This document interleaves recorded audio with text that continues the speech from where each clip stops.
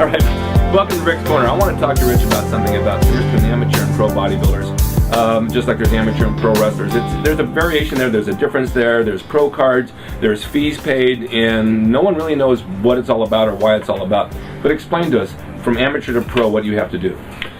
You know, it's a long road. It's a lot longer than most people realize. You know, basically, you know, you start off in your local level shows. A lot of people start off at their teenage shows. You know, then they work their way up to the local level shows. Once you win a local level, then you go up to your national level, basically qualifying shows. So you're basically trying to qualify for a national show. Right. Once you win that, then you go to the national level. And a lot of people will hit the junior national level, which is like Junior USA, Junior Nationals. Then from there, they'll go to the national level. Okay. The national level is where you turn pro. You know, we basically have 3 pro qualifiers. We have the USA, the Nationals, and the North Americans. Okay. And, you know, that's where it takes, some people spend 5 to 10 years trying to turn pro, just on the national level, not including all the stuff they did up to that point. Right. So it's a very long road, and, you know, most of the people trying to turn pro don't ever turn pro. You know, it's a very long, hard road, just like wrestling. Yeah. You know, how many guys we know have actually went to Connecticut, stayed in the WWE training camp for a year, and then kicked out. 1 out of 5,000. Yeah, it's, you know, it's crazy. The road's very hard, very long, and the worst thing about it is that when you finally do turn pro, the reality hits, and you realize that, you know, there's not, you know, you assume that you're going to get an endorsement contract. You know, money's going to be coming at you. You're going to get paid to work out, and all your work is over. You know, now your life is easy, right. And you know, it's not that way. Well, you're right. Now, an endorsement contract. Let's just say you make a name in bodybuilding, you make a name in wrestling. I have a name here in Rick's Corner, and getting sponsors to stand behind you and endorse things don't always want to give you money. They want to give you product. Exactly. And there's only so much product you can take and use, and the product you can't give to the Department of Water Power and say, here's my bill. The phone company, here, take a can of protein and I'll pay my phone bill. You got to have money. And a lot of people don't put out money for this. So when you turn pro, doesn't necessarily mean you're going to make any money at it. Yeah, you know, it's sad, but a lot of the contracts out there are not what people think they are, you know, and a lot of people that have the contracts, they don't go around telling people what it is because it's embarrassing that you're not making what you think you should be making. Right. You know, you're not going to brag about only getting supplements, you know. Exactly. So a lot of people, you know, believe that, you know, a lot of people are making more money than they are. Well, you're a professional bodybuilder, meaning that you would think that a professional means that you're paying your bills by what you make. And it's the same in the professional wrestling. When I was wrestling, I had to have a license. Which is basically a pro card, which is through the Athletic Commission to a licensed promoter, and he paid me for what I did. Now, today's wrestlers don't have licenses, so when they say they're a professional wrestler, really they're not. They're a wrestler in training, working for free for matches, hoping that someday someone will see them and pay them for it. Yeah. And it's the same thing with bodybuilding. I mean, how many bodybuilders do we know that really made money, other than Arnold and a few of the guys, right? Yeah, I mean, basically, I would say the top 10 in the world are making decent money. The top 5 are making really good money. Okay. You know, the top 5 are making, you know, millions a year. Out of what? You know, out of millions of bodybuilders. I don't mean that. I mean how? By doing exhibitions, flying around, doing seminars, that type of thing? Yeah, I mean, the sponsorships for the top 5 are good. You know, right? They just, you know, this year actually was the first sponsorship someone's making over $1 million a year. That's a lot of money. Sponsored by a company. Yeah. And so that, you know, that is huge. Well, now that company is paying them, you're saying? Paying this one specific person over $1 million a year. That company has to make back about 4 times that in order to pay them, right? Yeah, you would think so. Yeah, you have. Yeah, I mean, you got to. They got to. You hope so. They're not going to give you $1 million and only make $500,000 that year. So it's got to be somebody good who's got their faith in you that you can bring people to the table to buy from the company. That's how this works. Yeah. Okay, so when you came in and I talked to you about something else, in order to make money in bodybuilding, and if you're not competing or if you're not endorsing something, there's other ways to do it. And you did compete, but you found a way to promote yourself through social media and your look and what your products are to make a good living at what you do, because you, as Rich PIANA, are a unique person.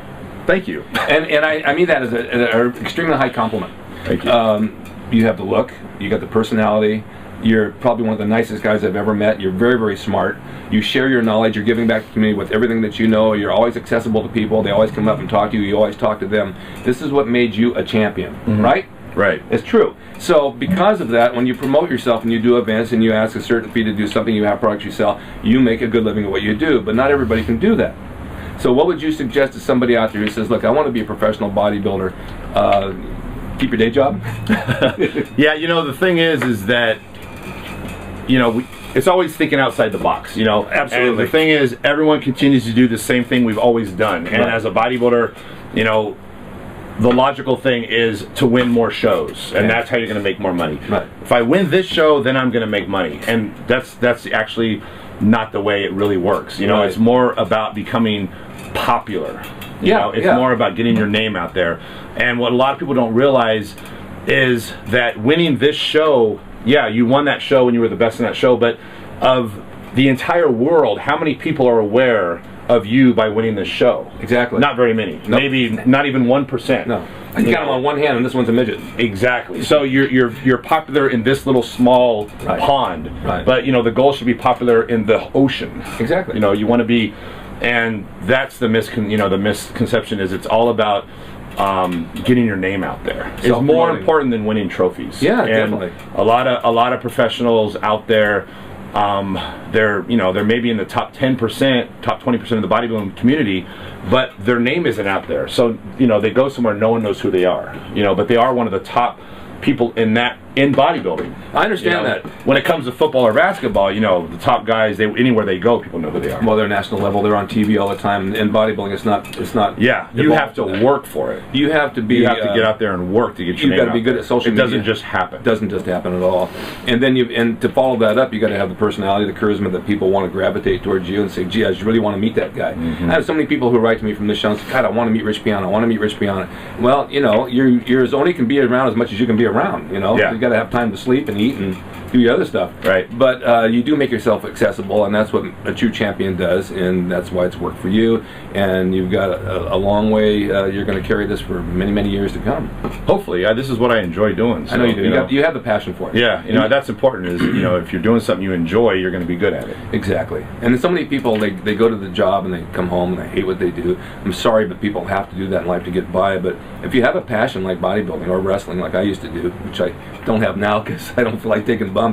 But if you have that passion for something in life, follow your passion. It'll eventually come to you. Yeah, when I was about 11, 12 years old, my dad would tell me constantly, "You're never going to make money lifting weights. This is not going to do anything for you. You're never going to make money lifting weights." We all heard that. And the funny thing is that, you know, in my late teenage years, I started doing TV stuff, as you know, with you. Right, so I started making a lot of money off of my body because that's why I was booking things, because of the muscles I had. Exactly. You know, so and then I got into this and and it's funny because all along my life I've made money because of my muscles. Exactly. So, you know, it took my dad a long time, but one day he sat down and he said, "You know what?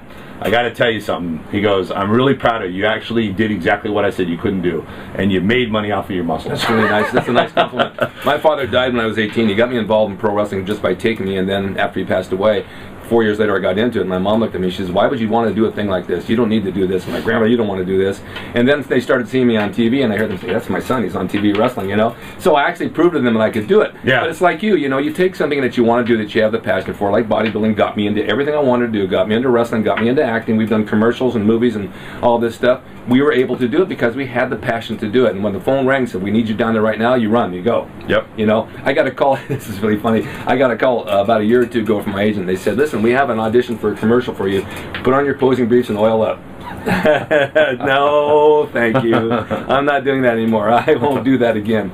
It's time you live outside the box, but you go on to another level, do other things, right? Yeah, for sure. So, all right, that's pretty much answered all my questions.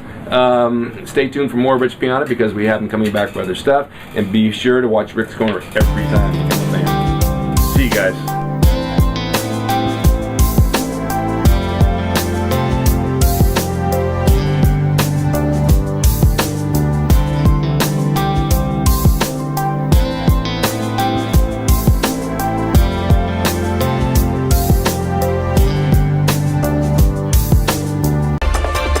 It's RickDrayson.com. He is the equalizer, baby. See you next time.